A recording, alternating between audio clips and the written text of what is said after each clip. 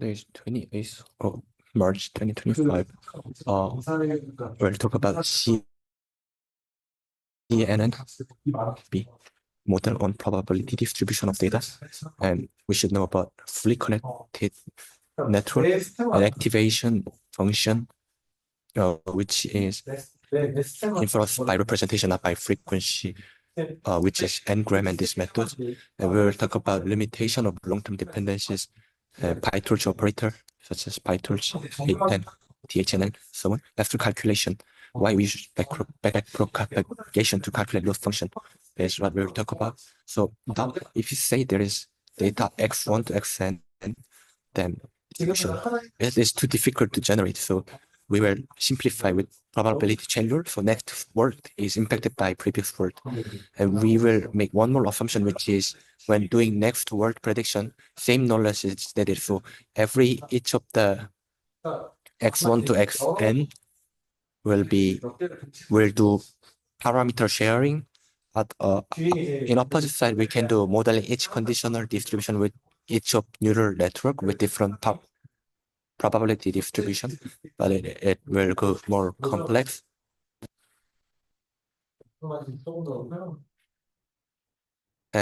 So we can see it as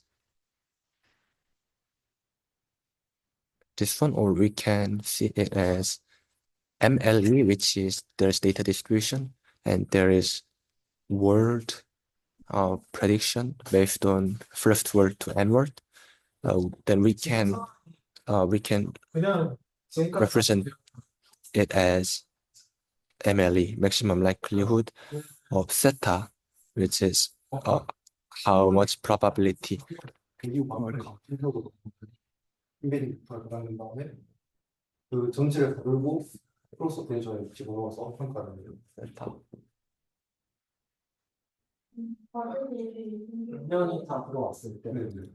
First, initial model was kind of m-gram, which is we do macro assumption only affected by previous n words, but it has scarcity problem, smoothing that adds small epsilon to the count for every w or back off, and it's not token level. And another thing is, the second thing is window-based neural network, and third thing is fully connected network, and there is convolution.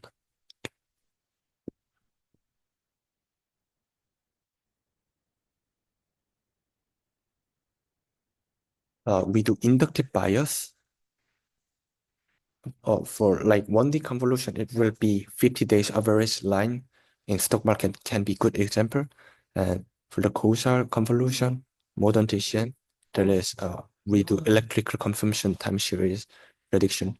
And there's RNN come out, which is fully connected network plus activation function using vector to represent, and nonlinear transformation is the core.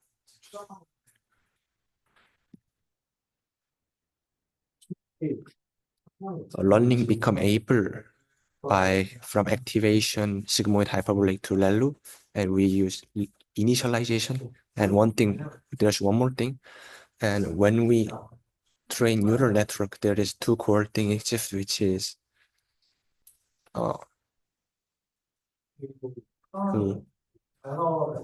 calculate gradient and to update parameter. First thing is done by gradient descent, and second thing is done by FGD. We will also talk about it more later. And this is computational graph. There is forward path and there is backward path. So you can calculate loss by forward path, calculating loss, and backward path to calculate gradient. So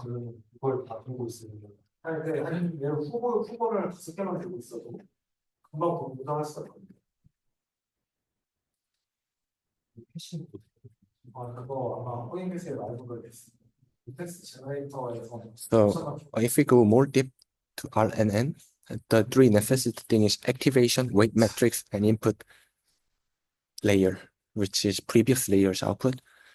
We can explain it with gradient flow and computational graph. We will also discuss about RNN and LSTMs difference in computational graph. So for RNN, regardless of length of size, we can use it theoretically. In practically, it's a bit different. We will also discuss it why.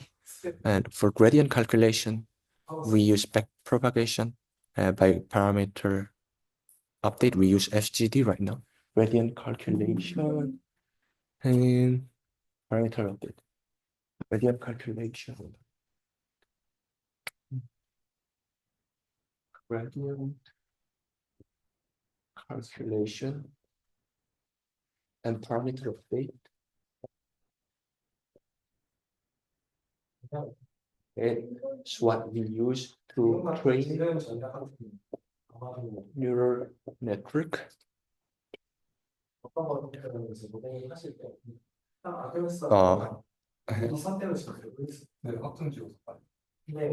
When training RNN, we can think of it as probability because it satisfies probability's basic property. Everything is become 0 and 1. If you add everything, then it becomes 1. And autoregressive model, the basic property is the next thing's input is output of previous one. Now the problem is, you can get big deviance if you mispredict something. So there's like teacher forcing algorithm put GT in input data. For back propagation of loss, RNN's property is for each step loss is generated. And for RNN, when we do back propagation, we also need hidden state update rule. We can see it later by RNN computational logic to calculate gradient. There will be computational logic, computational logic graph.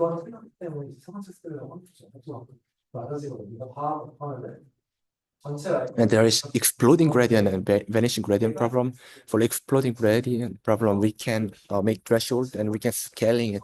But in vanishing gradient problem, we can't do scaling because we can't distinguish whether it's almost converges or not. So in practical term, in respect to particular situation, maybe long-term dependencies are not really working as well in RNN situation. And if the sentence has 200 tokens, we can think of there are 200 layers. So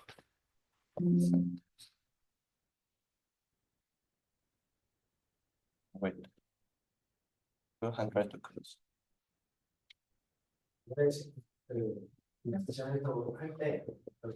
200 layers.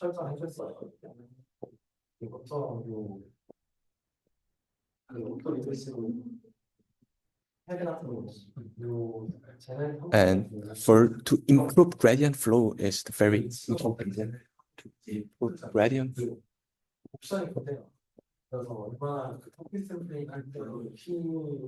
Gradient flow. We can use activation, weight matrix, and input.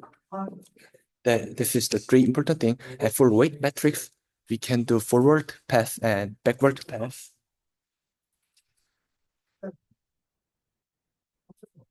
And we can, while to increase neural network depth, there was HE initialization and Saville initialization. And there is also layer normalization technique,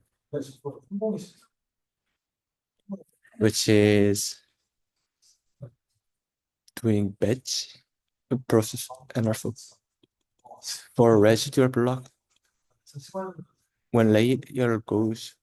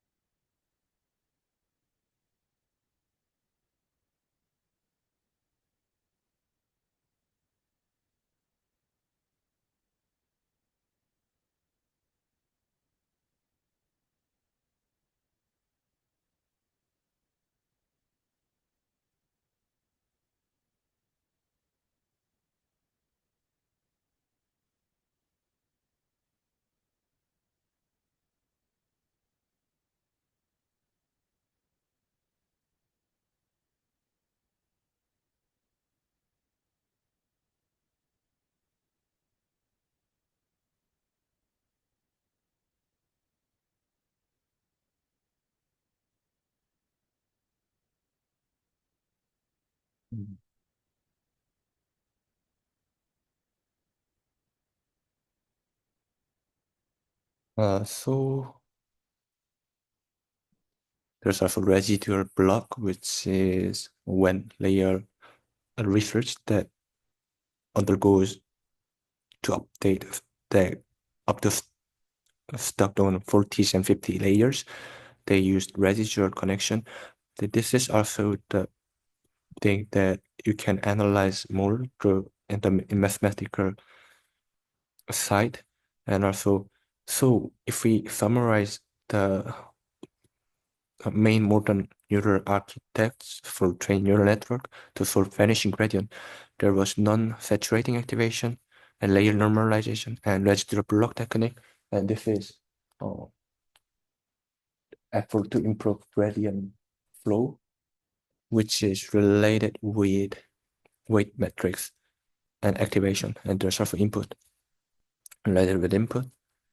And if we compare long-term LSTM, short-term memories, and RNN, first difference is there's cell state in LSTM, which is they do gating operation to make output bound between 0 and 1. But gating operation nowadays, it stands for just elementary multiplication sometimes. And they do hidden state update, and they do cell state update. So when they do cell state update, they multiply the calculated value to the gate. So if you see the difference between RNN and LSTM, RNN, the hidden state HT and HT minus 1 is directly connected to each other. But LSTM situation, the HT is connected with CT, and CT is connected with CT minus 1, and CT minus 1 is connected with HT minus 1. So you can also see computation graph of RNN. So how it really different. If you see the update formulas difference, what is really important for calculating gradient is a forget gate, which really affect the gradient. So Kyung-Hyun Cho, who is professor of New York University, he came out with gated recurrent unit network, which has 3 gate and there's which has some difference, minimum gate with which has some difference with RNN. We will see next time more specifically again. So if we summarize, for neural network to improve gradient flow, there was three types of weight: input, activation layer, and weight metrics. For weight metrics, we can check the which is all related with calculating gradient, which is we calculated by back propagation, and we can check computational logical graph. Another thing is parameter updating, which is done by SGD. This is how we train neural network. There's when we calculate the gradient descent, we check forward path to check loss and backward path to check gradient. I'm not sure of this part. And another thing the confusing is I heard there's some research that undergoes in Ethereum, which they are going to generalize adjacent pattern of each node. I don't know how the mechanism actually works, and I don't know when when designing a generative model, we can calculate it. We can represent the model as MLE. I didn't understand this part. And for like if sentence with 200 tokens, we can represent it as 200 layers. We will also see how it really goes next time.